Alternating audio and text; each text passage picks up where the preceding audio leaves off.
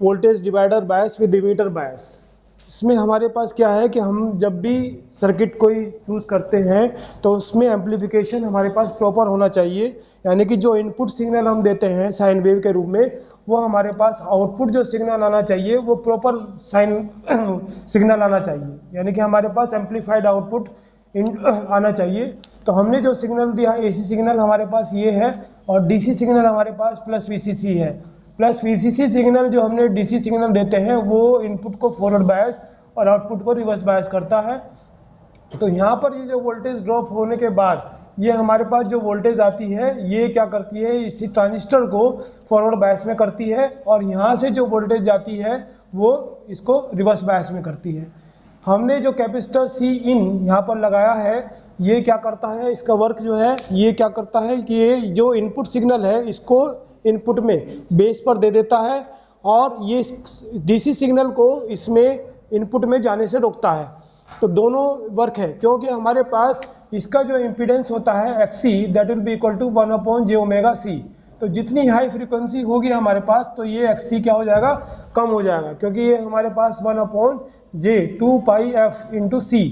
तो जितनी फ्रीक्वेंसी हमारे पास ज़्यादा होगी तो ये एसी के लिए ये क्या काम करेगा, इसका रेजिस्टेंस कम हो जाएगा, बल्कि जो डीसी है उसके लिए एफ की वैल्यू 0 होती है तो उसके लिए हाई इम्पीडेंस का काम करेगा। तो डीसी को इधर एसी में जाने से रोकेगा और एसी को ये जाने देगा बेस में। तो हमारे पास इसको सिग्नल को हमें एसी सिग्नल को एम्पलीफाई करना है।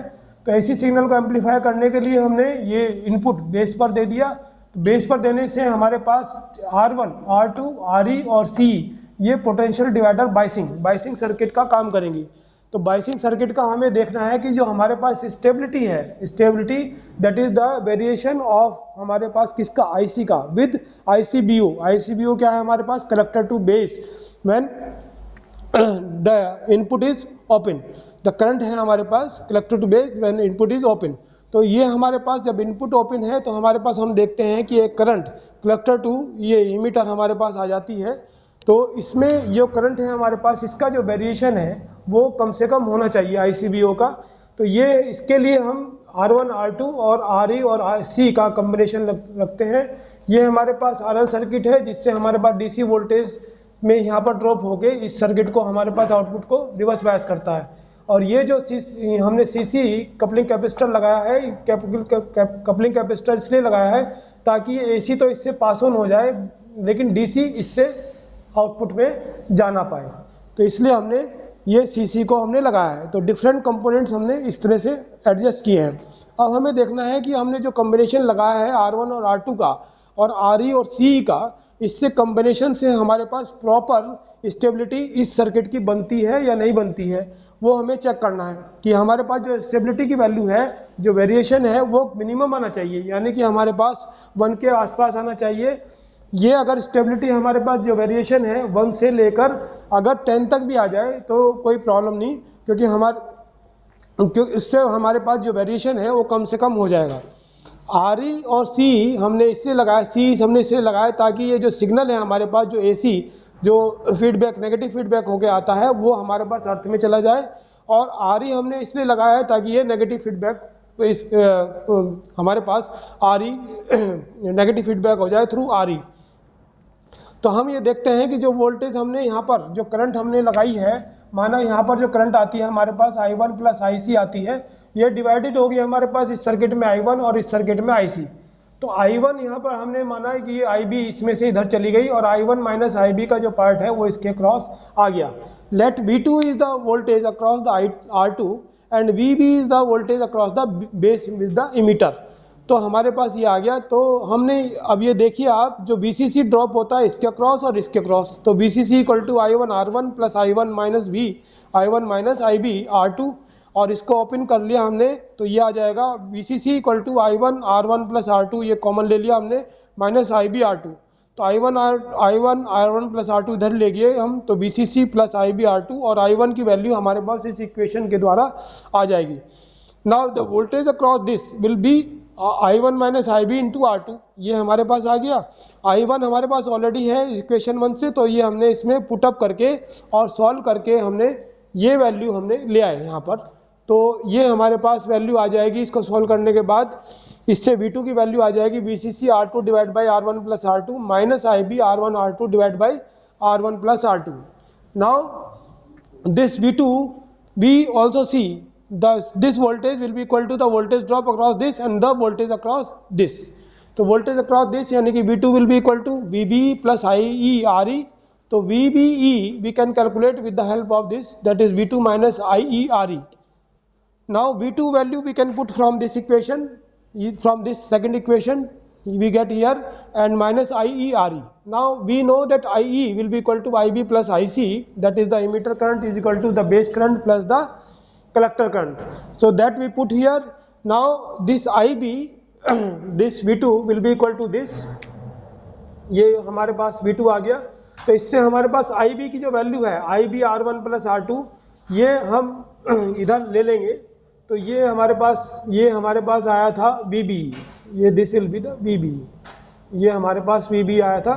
तो IB जो हम इसमें कॉमन लेके इसको इधर और बाकी को इधर ले आएंगे, तो IB will be comes out from this equation. Now here हमने क्या सपोज किया कि R डैश जो है वो R1 R2 divide by R1 plus R2 के है. तो इससे हमारे पास we already know that the variation of IC, we know that, यहाँ पर हम लिखेंगे we know that the IC will be equal to beta IB plus 1 plus beta ICBO. ICBO जो है हमारे पास क्या है, लीकेज करंट. तो लीकेज करंट है हमारे पास. तो IC will be equal to, यहाँ पर हम IB की वैल्यू यहाँ पर रख देंगे. तो ये हमारे पास ये इक्वेशन आ जाएगी, और इस इक्वेशन को हम इसको सॉल्व करेंगे. तो सॉल्व करने से IC की वैल्यू हमारे पास ये आ जाएगी इधर. तो नाउ द स्टेबिलिटी, ये जो स्टेबिलिटी है ऑफ द ट्रांजिस्टर सर्किट, वो क्या आ जाएगी हमारे पास, delta IC upon ICBO, that is the stabilization of the circuit. तो ये हमारे पास, इसको अगर डिफ्रेंशिएट करें विद रिस्पेक्ट टू ICBO, तो ICBO हमारे पास यहाँ पर है खाली. तो इसमें तो ये डिफ्रेंशिएशन जीरो हो जाएगा, खाली हमारे पास 1 plus beta RE plus R dash, और ये इससे डिवाइड होकर हमारे पास ये आ जाएगा. तो इसमें हमने RE फिर कॉमन ले लिया, तो हमारे पास ये आ जाएगा. और ये हमारे पास RE से हमने डिनोमिनेटर और न्यूमरेटर दोनों में डिवाइड कर दिया, तो हमारे पास ये वैल्यू आ जाएगी. तो R डैश अगर अपॉन RE, अगर हम यहाँ पर R डैश की वैल्यू क्या है, R1 R2 divide by R1 plus R2.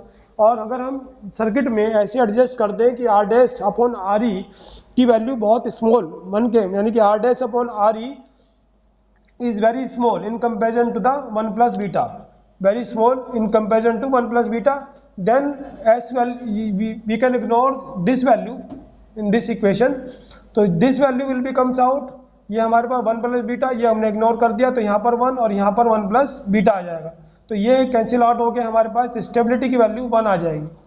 But in general the practical case the value of S will be comes out from 1 to 10, 1 to 10 आती है हमारे पास. तो स्टेबिलिटी हमारे पास जो फैक्टर है वो 1 से 10 तक आ जाता है. तो इसका मतलब stability in comparison to the other divider bias, other biasing circuits, वो हमारे पास काफ़ी अच्छी है. इसलिए स्टेबिलिटी हमारे पास काफ़ी अच्छी आ जाती है. तो इसका मतलब ये हुआ कि हमारे पास जो सर्किट है, जो हमने कॉम्बिनेशन लिया है R1 R2 RE CE का, उससे हमारे पास स्टेबिलिटी, यानी हमारे पास जो ट्रांजिस्टर सर्किट है वो काफ़ी स्टेबलाइज हो जाएगा.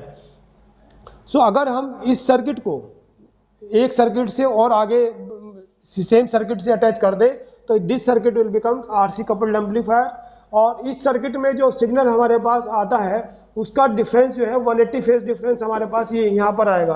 तो ऐसे अगर हम दो सर्किट कॉम्बिनेशन में लगा दें, तो same wave we will get after amplification in the same phase. Same phase में कैसे आ जाएगा, ये सेम फेज में हमारे पास इस तरह से बन जाएगा. ये इस तरह से हमारे पास ये वेव आ जाएगी विद द एम्पलीफाइड वेव. तो ये हमारे पास एम्पलीफाइड वेव का काम कर जाएगा. ठीक.